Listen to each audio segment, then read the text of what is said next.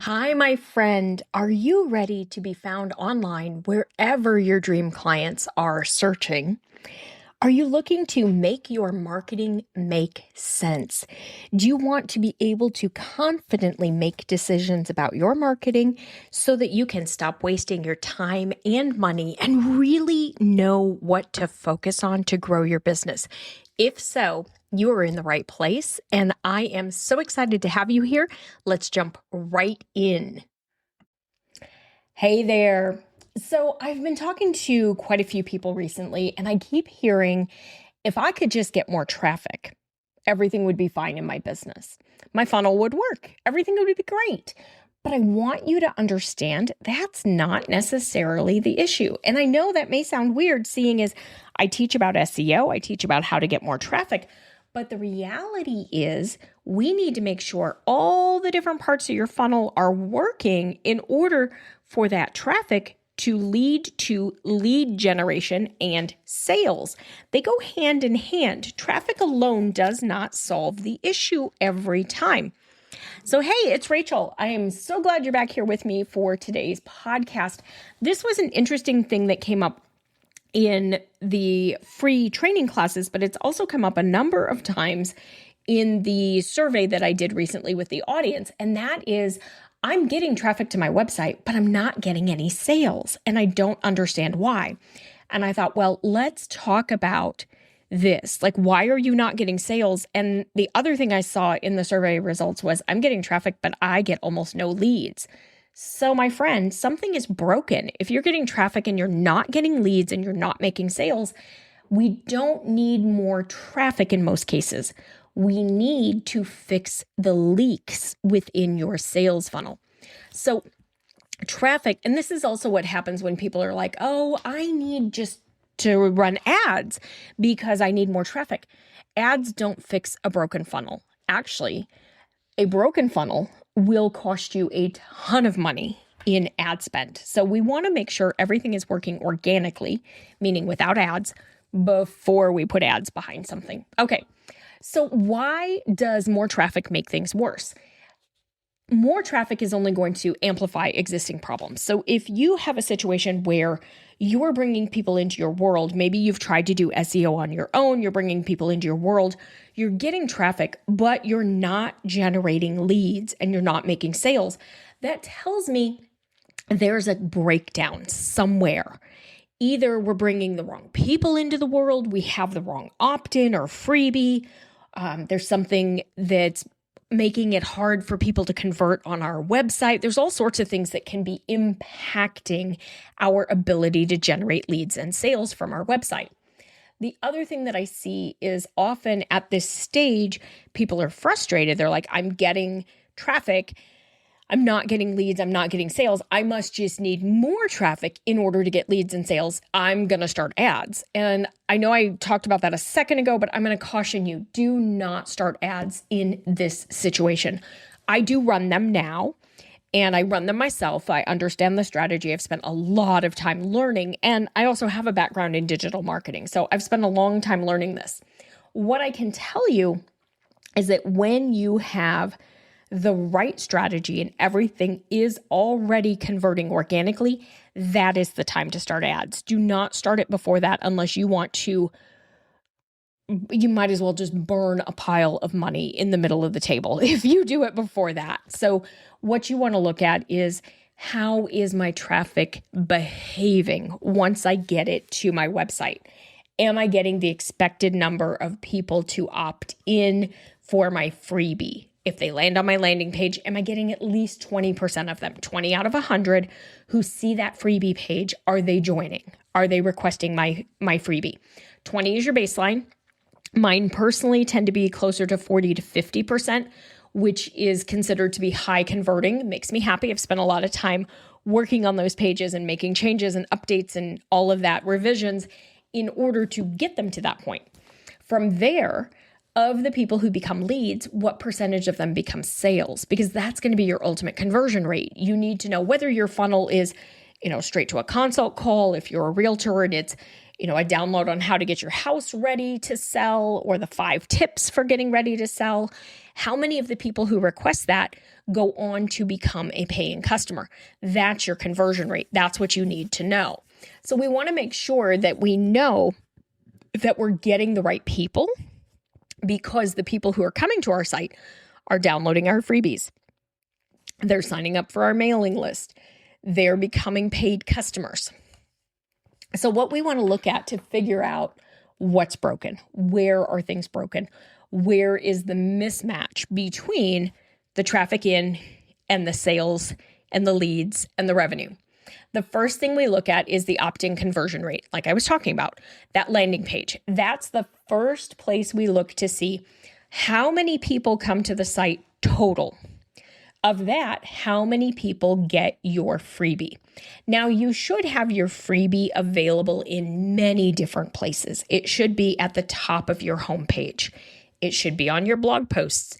It should be available on any other page on your site that makes sense, where the person reading that information would be interested in your freebie. Your freebie should solve one pain point for them, and it should be tied back to your products and services. So depending upon what your business is, what your niche is, what your products or services are, you may have one freebie, you may have 2 or 3. I have, I think, 4 right now that are actively available. One is a beginner's guide to traditional SEO. One is a beginner's guide to podcast SEO for my podcasters. One is a beginner's guide to AI-based SEO or answer engine. And then I also have one that is on a marketing metrics or marketing funnel checkup. That actually is applicable to like this episode today. There also are several free classes or several webinars, things like that. So each of them ties back to an area of the business, and they're each something that is very helpful for the person who's trying to learn about that particular topic. So you want to make sure you have that. You're looking for, like I said, minimum 20% conversion on the landing page for your freebie.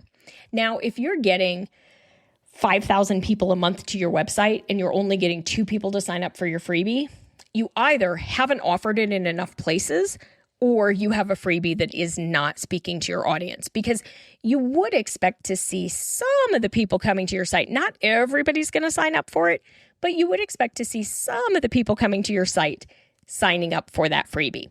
Now, if you have 100 people visit your freebie page, and you're going to have to look at your analytics to figure all of this out, you guys, you got to, start to understand your numbers. You're going to look at your analytics, and you're going to see if I have 100 people who visited my freebie page and 4 people actually completed it and got my freebie, you have a problem. They don't like something about the page, the content, the offer, etc. If 25 people out of those 100 got your freebie, you're doing okay. Now you can move on to the next step. From here, we look at your email delivery. So when you send your freebie, your welcome sequence, you deliver your freebie. Email open rates don't mean a whole lot to us today because of the fact that so many inboxes do a preview ahead of time. So I don't even really look at them unless there's something like, that one is really high. Okay, that tells me that one actually works really well versus, that's about the average. What's more important here is your click-through rate.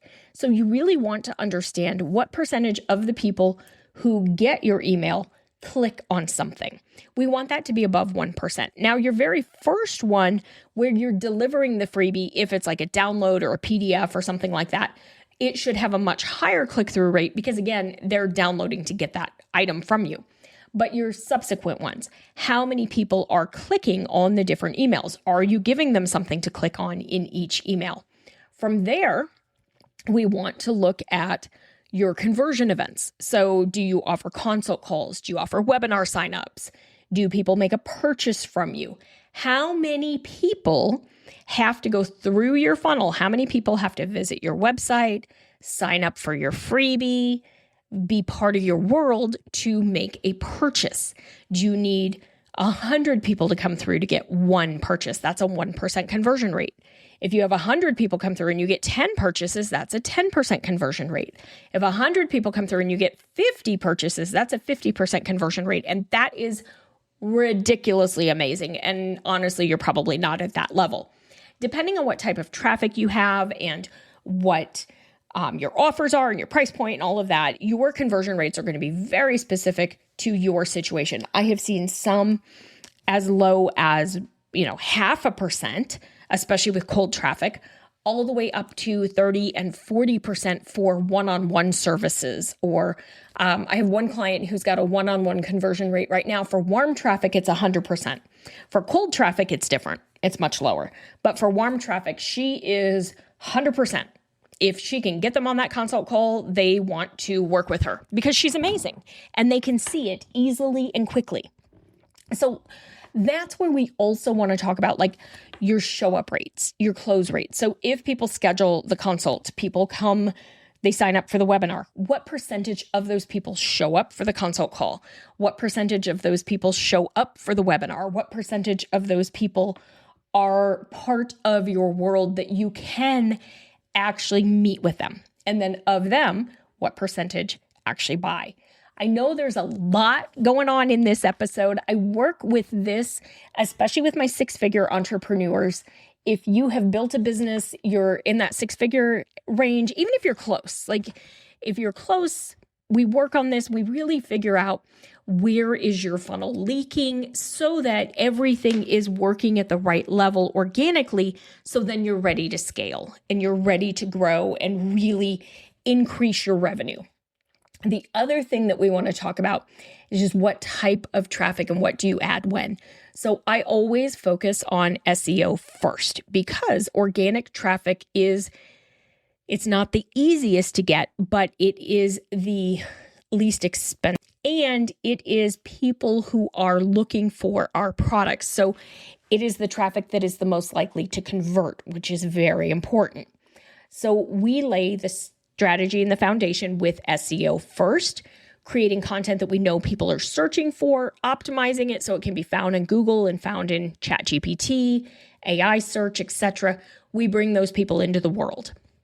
And then we make sure, like I said, you've got that opt-in, we've optimized it, we've got the right people joining the list. That's how we can go from I'm creating content but nobody's finding it to I'm creating content, I'm getting traffic, but I'm not getting leads. Now we fix that problem. Then we fix but I'm getting leads, but I'm not making sales. Well, that's a third problem. That's our nurture or our conversion sequence. And so we look at that part of the funnel as well to figure out what exactly it is that we need. You can do social media if you want. I really don't focus on social media marketing because for me, it doesn't lead to the ROI that I want.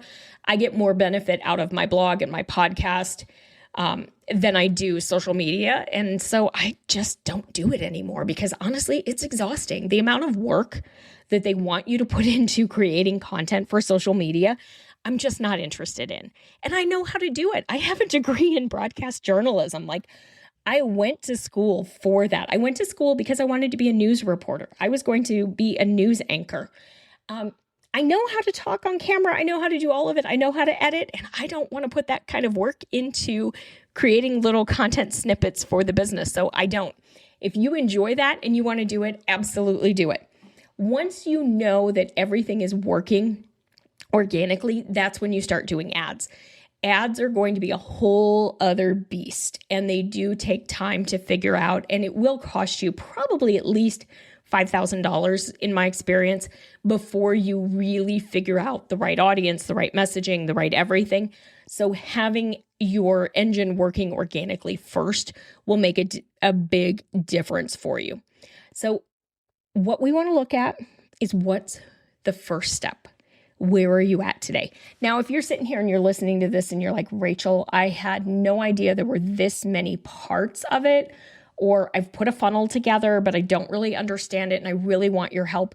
I want to help you, okay? I do work with just a handful of clients one-on-one, and I do this type consulting, working with you, teaching you what each step is, looking at it and saying, okay, this is working, this is not. Here's what I think you need to adjust first. Then we look at the next step and we go through, and it can be as simple as we need to change this email. Oh my gosh, you don't have a click here. This is really hard to read. This doesn't quite make sense. I don't know that your ideal customer understands this. I really do go through with you step by step to make sure that by the end of our time that we're working together, you are a much more confident marketer. You understand your numbers, you understand your sales funnel, and you are ready to go and be able to do this for your business. And you can start making a lot more money once you understand where the leaks are in your funnel. And I love helping you with that. So if you're curious about that, you're interested, send me an email, reply back to one of my emails, DM me on Instagram. Like I said, I have one opening right now for a new client. So if you're curious and you'd like to work one-on-one, it's 90 days. So we work together for the first 3 months. Initial period, it's $6,000. So $2,000 a month or $6,000 paid up front. You and I work together for 3 months. And if you want to continue and renew, you can do that. I have an opening right now because I have one client who is taking a brief pause.